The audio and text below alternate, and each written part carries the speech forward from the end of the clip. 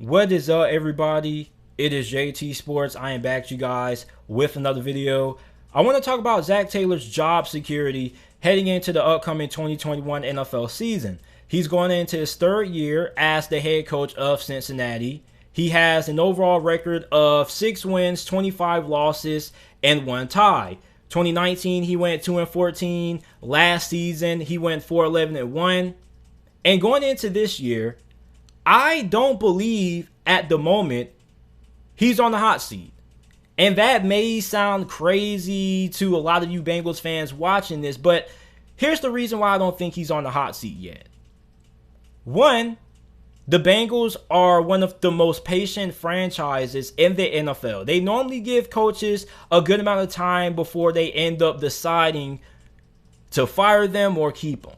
And I definitely feel like right now, heading into this year, I don't think his job is to the point that, oh, he has to make it to the playoffs, or he has to do this, or he's going to get fired. As a matter of fact, I am really confident in saying that I believe that Zac Taylor probably will be the head coach for the Bengals in 2022.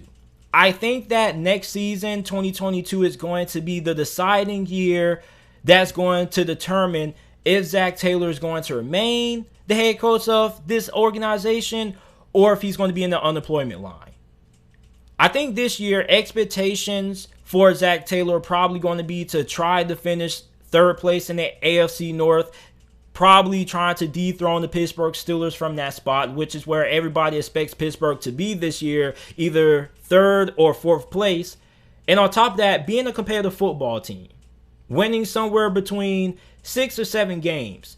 Last season under Zac Taylor, before Joe Burrow got injured, this football team was pretty competitive. Now, I know they had some blowouts against the Ravens and the Steelers or whatnot, but they also had some pretty good wins. They had a really big win against Tennessee, which at the time was the biggest upset in the NFL. You also had a Week 1 matchup against the Chargers that should have went your way, but due to field goal kicking, you lost that game.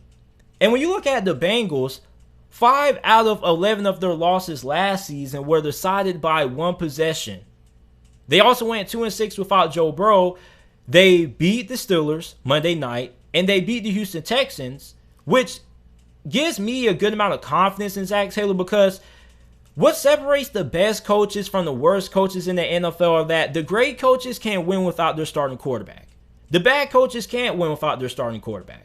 Now, I'm not saying that Zac Taylor is a great head coach because he won without Joe Burrow, but I am saying that you have to give him some credit for that. You have to give him credit for saying that, okay, last year didn't go great. Joe Burrow got injured, but Zac Taylor was able to win us 2 games without him. And the reason why that's so important is because you can't go out and say the argument that, oh, JT, Zac Taylor is getting carried by Joe Burrow. You can't say that because he won 2 games without Joe Burrow last season. So you can't say that Zac Taylor had the amount of success that he did last season because Joe Burrow was playing. Because without Joe Burrow, he still was able to sneak a couple of wins in there.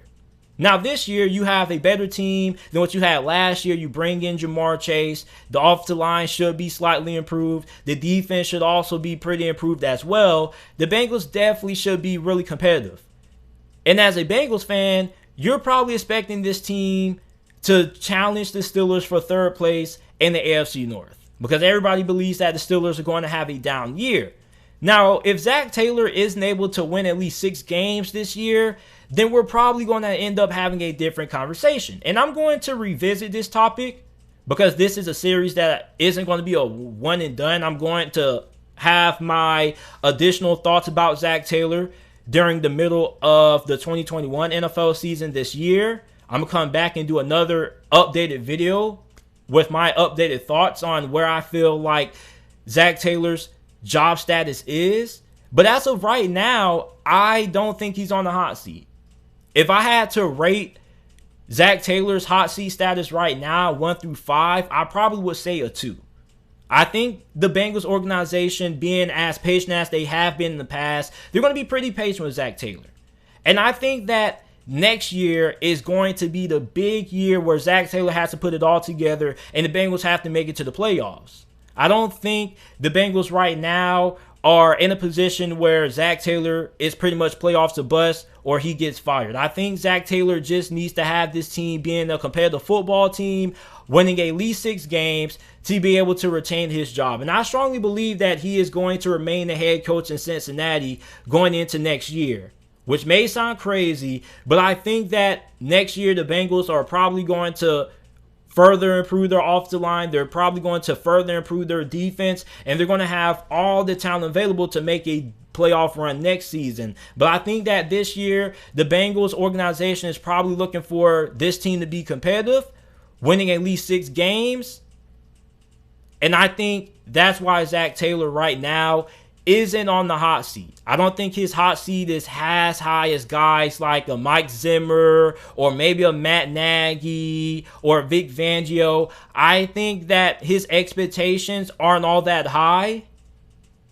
So I think right now, his hot seat status right now is pretty cool. I think his job security isn't really a big question mark right now. I think right now he's looking forward to trying to have this team in a competitive spot where they should at least be able to double their win total, or at least win at least a couple more games than what they did last season. You look at how good this team was with Joe Burrow compared to what they were without him. They were barely able to move the ball downfield. So with Joe Burrow coming back, I definitely feel like that's going to help him out. The improvements that they made on both sides of the football, that's going to improve this team. Overall right now, I don't think that his job security is up for grabs. But like I said earlier, I'm going to revisit this topic during the middle portion of this year with my updated thoughts. So I will see you guys back week 9 with my updated opinion on Zac Taylor's job security. But as of right now, going into training camp, I think he's pretty safe right now. So let me know how you guys feel about Zac Taylor's job security going into the upcoming 2021 NFL season. Make sure that you guys like the video, subscribe to the channel for more NFL videos and content. And thanks for watching.